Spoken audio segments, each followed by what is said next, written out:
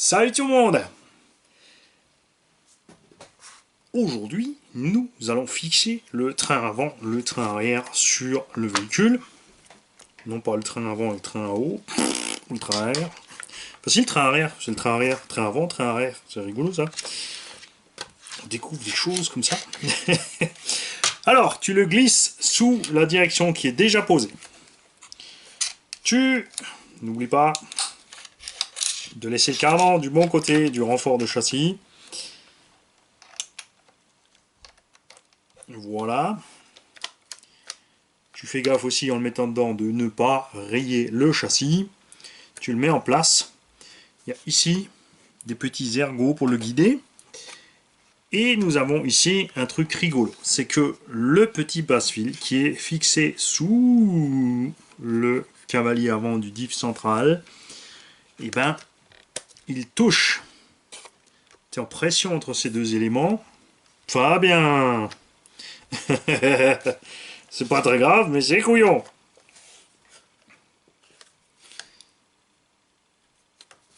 On va commencer par mettre deux vis là-dedans.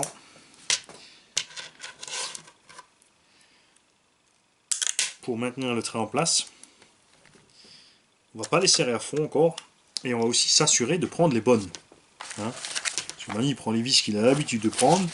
C'est pas pour autant que Timasso, ils ont dit que c'était celle-là.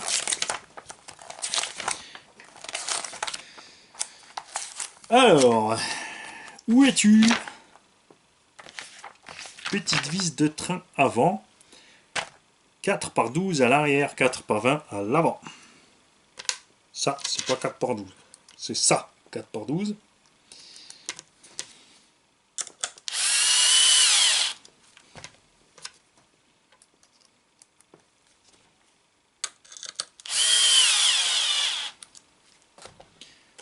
Renfort. Ici, il y a un trou de plus. Alors, je ne sais pas s'il existe une pièce option d'un renfort avec deux papates. Ou il n'y en a qu'un.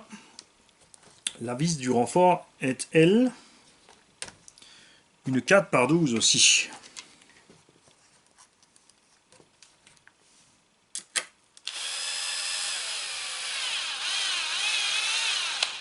Celle-là, tu peux bien la serrer.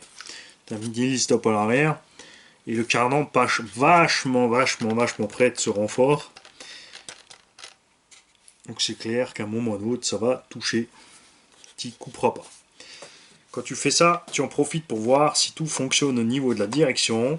Rien ne touche nulle part, tu n'as rien qui coince, pas de butée ni rien. J'ai déjà mis un peu de loctite dans les puits supérieurs de direction. Dans ces puits, ils te disent de mettre 4 par 10.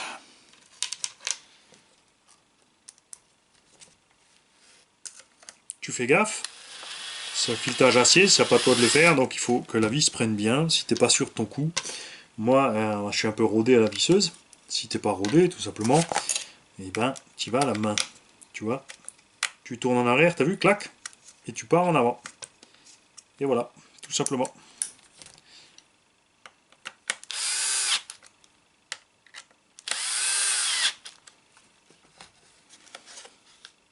Ok. Pare-choc avant.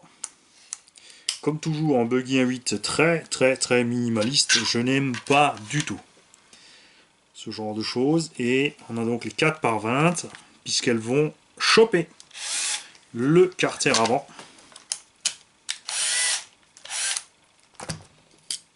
Tu vas rester à ta place. Hop.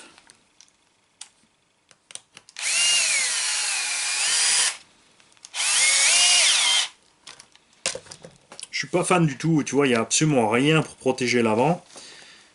Ils savent bien en compète que ça tape dur de l'avant. Voilà.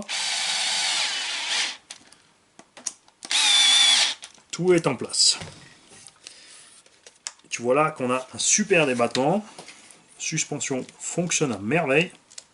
C'est génial.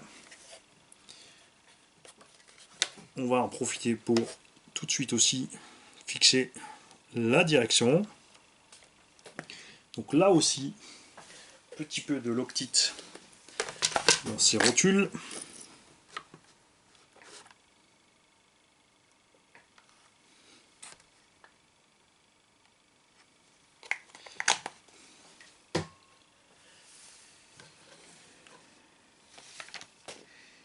et en visserie pour la direction. On t'en parle pas encore puisqu'ils ont mis les biellettes plus tard. Tu vois, moi j'aime bien les mettre tout de suite parce que j'aime pas après m'amuser après sur le véhicule à essayer de mettre ma direction. Ça aussi, tu contrôles toujours que quand tu as tout serré, que tout fonctionne bien. Si besoin, tu redesserres un petit peu pour être sûr que tout soit bien en place. C'est vrai qu'on a serré les parties supérieures d'abord. Et on a effectivement ici le roulement qui n'est pas pleinement dedans. Alors, raconte-moi quel est ton problème de motivation, mon petit kiki. Alors, on va pas forcer, c'est pas la peine. On va redétendre tout ça. Le roulement est sorti un tout petit peu de son logement et avec la pression, il ne veut pas rentrer tout à fait droit à l'intérieur. On va donc tout simplement relâcher tout ça.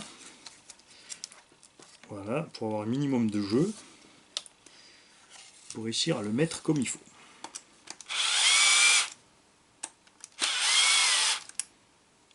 C'est pas une perte de temps, hein. C'est bien plus prudent de le faire comme ça que de forcer dessus.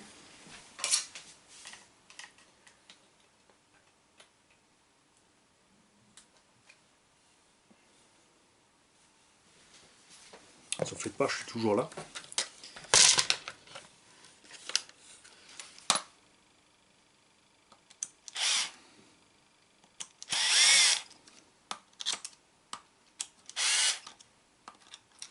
Bon, celui-ci, il a décidé de faire sa tête de mule.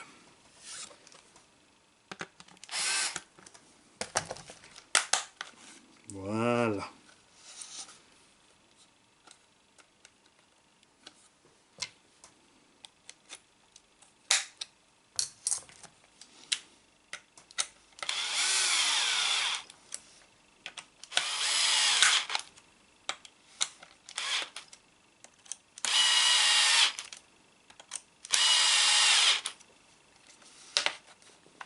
C'est des fois pas grand chose, mais ça suffit pour faire forcer un élément et qui reste de travers,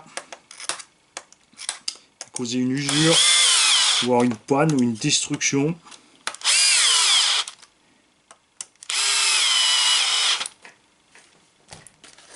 Voilà. Maintenant il est content, mamie. Tu vois, regarde. Là, ça va absolument totalement tout seul. Le fait que le roulement avait juste dépassé un tout petit peu d'un côté fait qu'il est coincé ici avec la plaque en carbone. Et ça posait problème à la direction. Les biellettes de direction donc sont fixées. Là, on va revenir sur les fusées avec du 3x10. Et elles sont fixées par le dessous.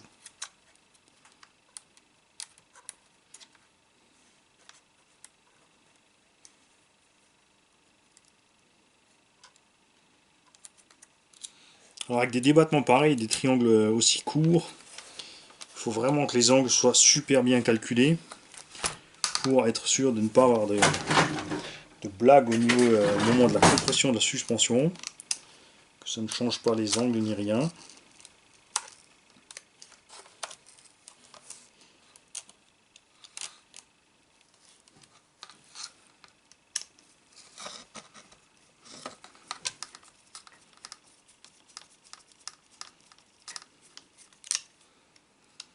Alors, sur le petit levier de direction, ici on a un plus 2. Ça veut donc dire qu'il existe des pièces annexes, options, pour changer ici un réglage au niveau de cette direction.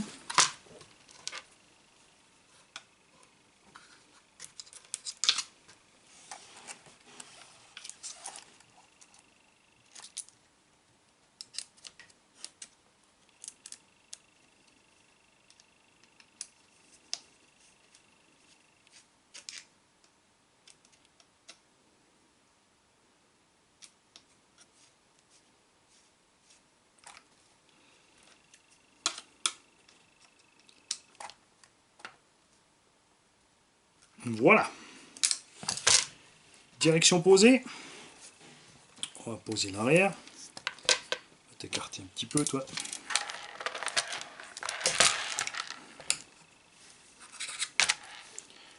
À l'arrière, c'est plus simple. T'as rien à viser.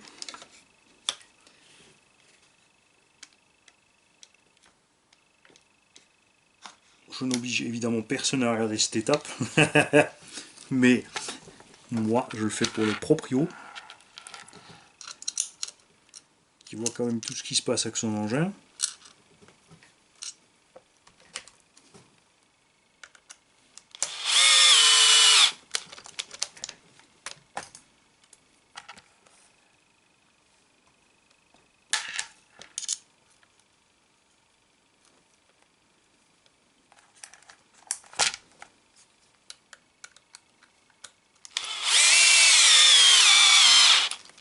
Voilà, tu peux y aller parce qu'il n'y a rien d'autre.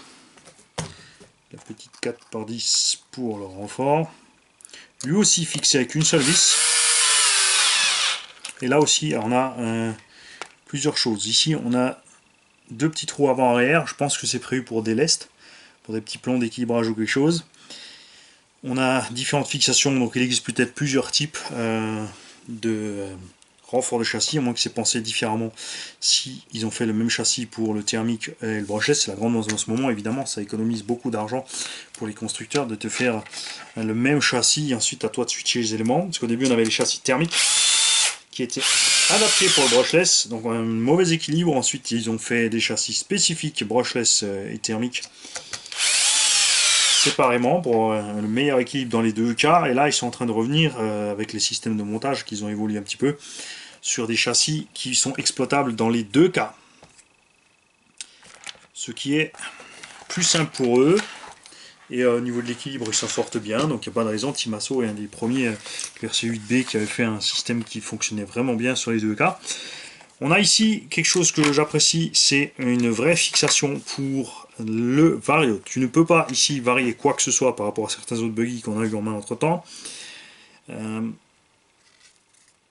Tu peux par contre fixer comme il faut ton vario. Ils ont prévu le passage de fil ici, donc c'est pour ça qu'on va pas mettre cette pièce, puisque le passage du câble il va là. On repasse là-dessous pour être proprement dans la boîte. Tu peux aussi évidemment, selon le cas, si tu as un vario bowling par exemple qui a des filetages en dessous, tracer tes trous pour visser le vario par en dessous. Les castles toujours uniquement collés. Pas de clamp prévu par les constructeurs pour visser ces varios, c'est dommage. Moi j'aime bien le système Castle RPM avec la griffe au-dessus qui maintient bien en place tranquillement le vario sans tenir sur son propre boîtier, mais qui le tient bien clampé dans le véhicule. On a 3 sangles qui sont livrés avec chez Timasso. 2, ils ont réduit à 2, c'était prévu pour 3, ils ont réduit à 2. Sangle que j'adore. Angle droit, donc pour bien placer sur la batterie ici, tu n'as pas le crochet qui se déplace tout le temps, ça c'est super. Donc ça on va laisser de côté le temps de savoir ce qu'on va mettre en équipement de motorisation. J'ai déjà posé le cerveau dedans, tu fais gaffe, le cerveau peut être trop long et peut buter sur le châssis. Il te livre des petites cales avec, n'hésite pas à t'en servir. Il ne livre par contre pas les vis et pas les rondelles avec pour monter le cerveau. À moins que ce soit dans l'autre pochette qui reste. Parce que je laisse une petite pochette là, on va laisser complète. Il va falloir l'ouvrir, parce que là-dedans il y a les vis pour fixer le boîtier cerveau, ici, et radio qui n'est fixé qu'avec 2 vis, mais par contre c'est des M4 plus des plots, il n'y a pas de raison que ça bouge, ça pèse rien, c'est pas un problème. Et les vis du couvercle de Carter qui sont toujours un mystère pour moi en M2,5, donc il te faut un tournevis de 1,5 juste pour enlever le couvercle radio. Mais ça ils ont gardé depuis le RC8B. Après ça fonctionne, il n'y a donc pas de raison de faire autrement. C'est sûr. On a un cerveau SRT 20 kg. Quelqu'un m'a dit ne mets pas le 20 kg, il faut le mettre plus lourd. Parce qu'il n'est pas assez costaud. J'en ai déjà monté plusieurs, j'ai eu aucun souci à ce jour avec ces cerveaux. C'est un 20 kg, mais attention, il faut faire gaffe, c'est un 20 kg en 8,4 volts. Ça se trouve, là où il a grillé, il n'était pas en 8,4, il n'y avait donc pas 20 kg. C'est peut-être juste éventuellement. On m'a dit c'est mieux en piste. Par contre, de par expérience, je peux te dire que c'est l'inverse. C'est en piste que les cerveaux doivent être le plus balèzes. On a des huiles très très dures dans les diffs avant des pistes. 300 000, 500 000. voire des spools sur certaines pistes de compétition, à l'avant carrément. Spool au centre et à l'avant. On a donc énormément de traction sur la direction parce que quand on accélère avec une spool, on tire des deux fers, ça redresse la direction et c'est le cerveau qui doit lutter contre tout ça. Alors qu'au tout terrain, on glisse. On a avec des pneus mous sur du sable. On a donc plus vite un pneu qui va tourner dans le vide et la direction qui va se relâcher plus vite, qui fait moins d'efforts contre le cerveau. Hop.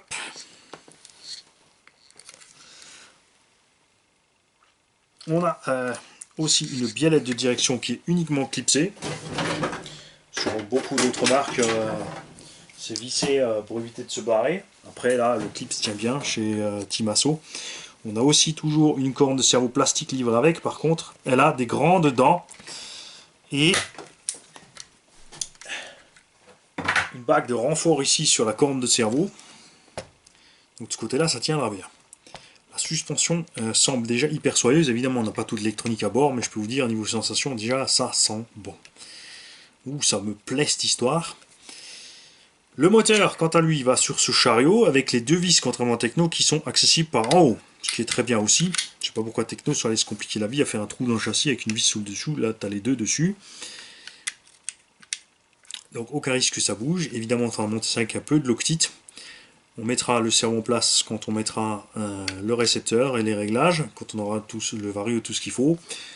Je vous montrerai évidemment pas l'engin avec l'aileron, je vais pas exprès déballer l'aileron pour visser l'aileron. Il est emballé dans son petit paquet saucissonné à part. Il est donc très bien là-bas.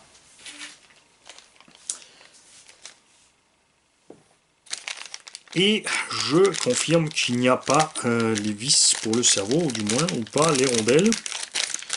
On ne voit pas là-dedans. Là aussi, je vais pas ouvrir parce qu'il y a les clips de carreaux, les écrous de roue, tout ça. On va laisser tout ça joyeusement ensemble. Et les deux petites vis qui sont là-dedans, au cas où s'il me les faut, eh ben, je les prendrai ailleurs. Pour monter ces petits éléments. Si, il y a les vis pour le cerveau, mais pas les rondelles. Ou alors, on les voit vraiment pas du tout. On verra ça à la fin. Donc, point de vue équilibre, j'aime bien, c'est propre. Tu vois clairement quand même que la transmission est vachement à droite. Ce qui permet d'avoir, malgré qu'on ait la batterie ici, le vario ici, un véhicule équilibré. Évidemment, en compétition, tourne principalement en 4S. Donc l'équilibre, c'est encore moins un problème. Tu vois que même le vario est un peu plus rentré vers le cardan. Là aussi, le cardan qui passe très près de ce renfort.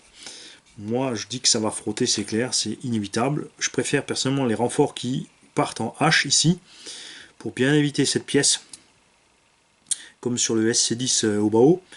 Évidemment, tu peux pas faire ce que tu veux parce que de l'autre côté, tu as le moteur.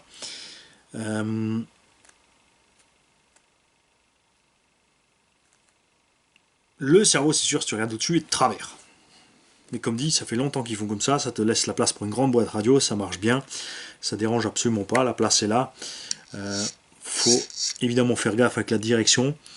Avec les rotules, tu as une particularité, c'est que ta butée de direction arrive quand la rotule touche ici le coin de l'axe de la rotule. Là. Et faut donc faire gaffe. Il faut pas que le cerveau force. Tu vois, tu tapes ici en haut et ici en haut. Et tu vois que le débattement de cerveau, c'est pas énorme. Tu vois, il n'y a pas beaucoup, donc il faut bien faire gaffe avec les fins de course. Ça aussi, ça peut être une raison pour laquelle les cerveaux crament. En plus du fait évidemment que le voltage n'était pas suffisant pour profiter pleinement des 20 kg.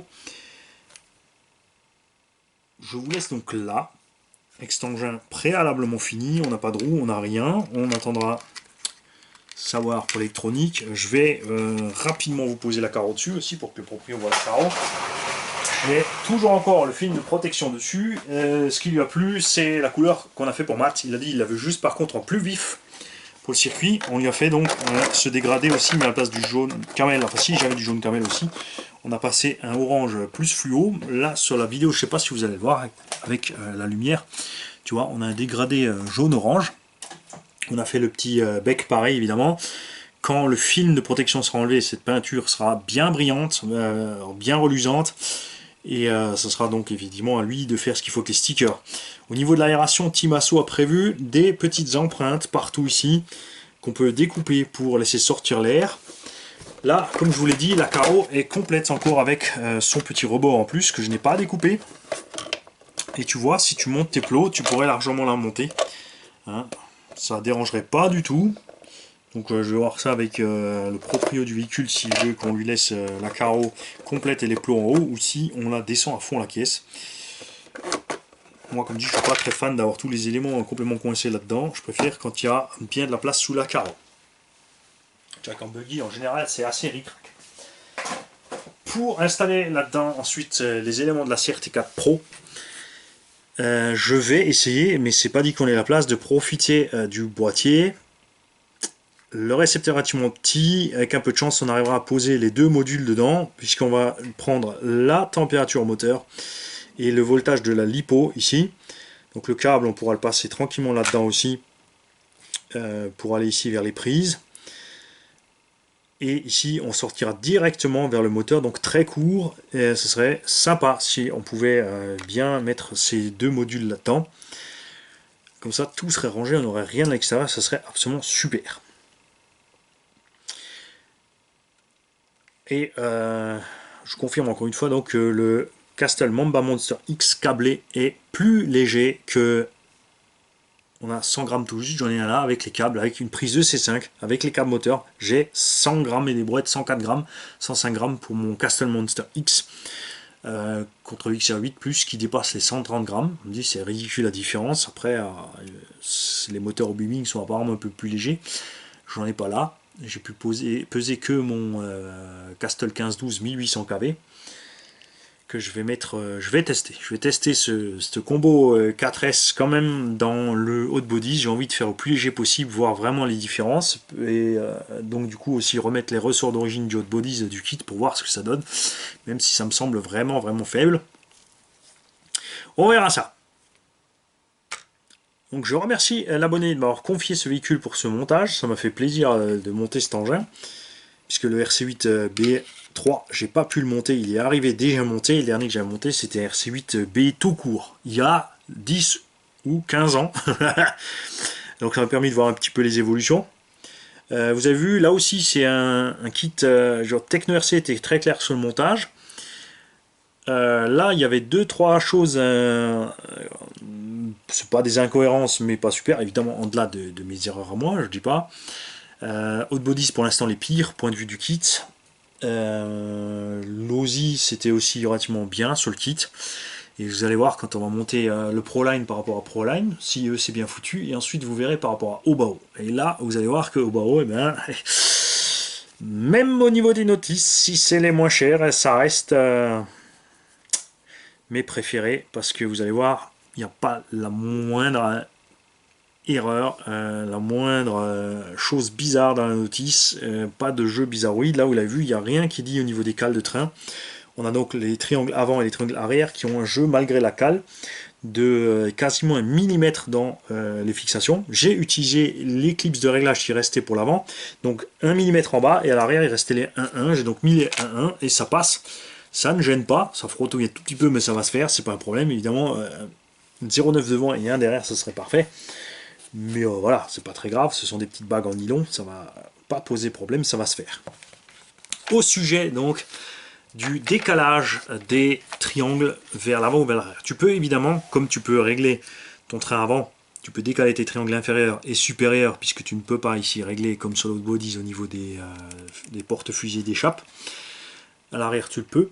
Tu peux régler ici et en plus au niveau des triangles. Donc qu'est-ce qui se passe? Tu peux soit faire un entraxe très court. Merci aux compétiteurs d'ailleurs de me dire est-ce qu'il y a un réglage minimum et maximum autorisé au niveau de l'entraxe, quelles sont ses cotes. Donc tu peux raccourcir un max, tu peux rallonger un max et tu peux déporter tout le poids du véhicule vers l'avant, c'est à dire que si tu mets ici toutes tes cales de train derrière et ici aussi, tu auras donc une prépondérance de l'avant, c'est-à-dire que le véhicule va se comporter plus comme une traction. Si tu fais l'inverse, tu décales tout vers l'arrière, tu vas augmenter le poids sur le train arrière, le véhicule va se comporter donc plus comme une propulsion. C'est donc à chacun de trouver ses réglages, donc au plus court, au plus long, plus en avant, plus en arrière. Chacun fait ce qu'il a envie. selon le terrain. Les pneumatiques aussi évidemment jouent un rôle extrêmement important, tout comme les huiles de diff, tout comme les réglages de suspension, tout comme les ressorts. Et les réglages de ressorts et les réglages de butée de fin de course de suspension. Les angles pivot, surtout à l'avant, et évidemment le kick-up devant, le kick-up arrière, les angles de pincement avant-arrière. C'est là que ça devient vraiment complexe à la fin. C'est un amoncellement de réglages qui va faire que ton véhicule va être agréable pour toi à rouler ou pas. Et il y a des choses totalement différentes entre un pilote et un autre. Il y en a un qui va te mettre tout le poids vers devant, rouler avec des huiles très souples. L'autre il voudra tout le poids devant avec des huiles très dures, l'autre il voudra à l'arrière avec des huiles dures, à l'arrière avec des huiles dures, il y en a un qui voudra du dur au centre, du souple devant derrière, il y en a un qui voudra du très souple à l'arrière, du très dur devant. Peu importe, peu importe. Il n'y a pas de chose absolue. C'est à chacun de trouver son confort de conduite et là où il est le plus à l'aise.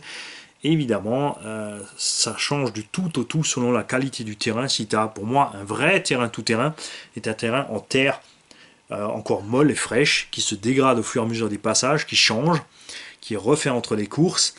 Ensuite, il y a les terrains qui sont en béton, quasiment tellement on les a tassés, qui ensuite sont recouverts de sable fin, parce que là, forcément comme c'est tassé, tu crées de la poussière au-dessus, qui sont donc très glissants mais durs, qui sont relativement lisses, mais très durs pour les suspensions. Et ensuite tu as l'anti-tout-terrain pour moi, c'est la moquette. C'est le plus simple d'entretien pour les clubs, mais c'est définitivement, j'ai roulé dessus. Il n'y a aucun plaisir à rouler sur la moquette. Ça accroche à fond, c'est désagréable. Franchement, moi, je n'aime pas du tout, du tout, du tout, du tout. Il y a des gens qui vont régler la caisse au plus bas possible pour descendre le centre de gravité au max, pour coller à la route un max. C'est quelque chose que tu ne pourras pas faire dans un terrain en terre souple, puisque tu vas frotter tout le temps, tu vas accrocher tout le temps. De toute façon, même sur un terrain dur, je suis absolument pas d'accord avec cette théorie. Pour l'avoir essayé moi-même, quand tu es complètement bas et que tu accroches tout le temps ton châssis, tu perds de la motricité. Tout ce que ton châssis frotte soulève la caisse, fait perdre la motricité aux roues, c'est perdu, tu n'avances pas. Alors que quand ta caisse est bien haute, tu passes tranquillement au-dessus des obstacles. Contrairement à tout, voilà, enfin même en piste, de toute façon, même si on n'est pas collé tout à fait par terre au millimètre, le fait que les suspensions sont dures, ta caisse en piste ne bouge pas. Donc c'est vraiment à chacun de trouver ses petits réglages. En plus sur tout terrain tu glisses, donc c'est pas important si le véhicule est un peu plus haut, il va glisser tranquillement, sauf bien sûr dans les pièges où il y a les ornières ou autres. J'ai essayé personnellement entre un châssis réglé à 5 mm du sol en piste ou à 2 cm, il n'y a pas de différence de conduite. Bien sûr tu prends plus de roulis, ça n'empêche rien, surtout qu'en piste on a des huiles vraiment très dures, donc quand tu mets gaz, l'avant du véhicule tire la caisse en avant. En tout terrain c'est pareil, tu as évidemment plus de roulis quand tu es plus haut et plus souple, mais tu peux largement compenser par la glisse des trains. Mais comme dit là aussi c'est pareil, c'est à chacun de trouver ses réglages. Ce qu'il ne faut pas faire, c'est vous lancer dans des choses absolues, de vous dire voilà, les autres roulent comme ça, je roule comme ça aussi. Moi j'ai fait ça au début aussi, enfin j'ai toujours cherché par moi-même, mais à un certain moment c'est vrai que tu dis tiens allez je vais les écouter, je vais voir. Et je ne me suis personnellement jamais trouvé à l'aise avec les réglages génériques de tout le monde, parce que chacun a son propre feeling, ses propres sensations, et c'est à chacun de les développer. Il n'y a qu'une seule façon de les atteindre, c'est de se prendre le temps de tout essayer.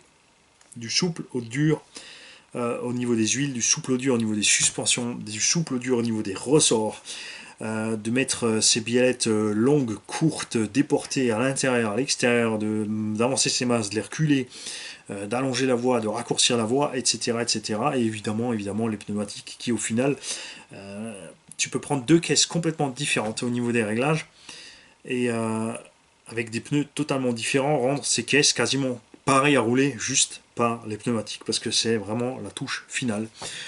Tu peux rouler des pneus différents à l'avant, à l'arrière, en croisé, les quatre mêmes. Il y a vraiment de tout, de tout et de tout.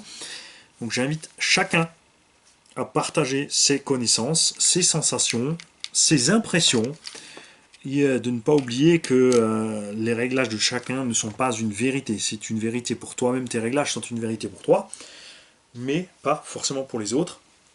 Merci aux gens qui sont des têtes de briques, de laisser tomber, d'oublier d'être des têtes de briques, et de passer leur savoir avec souplesse aux plus jeunes, de ne pas les braquer, de ne pas leur imposer les choses, mais de leur faire, par exemple, de faire donc des réglages complètement délirants sur un véhicule, de laisser rouler le pilote, ensuite de faire des réglages qui leur semblent bons pour essayer de laisser rouler le jeune pilote, et de laisser le pilote lui-même faire son idée, dire effectivement, avec tes réglages à toi, c'est vrai, je me sens mieux, ou au gars de libre à lui de dire écoute, non, franchement, je préférais quand c'était réglé à tordu, moi ça m'allait mieux, parce que on est 6 ou 7 milliards de gens différents.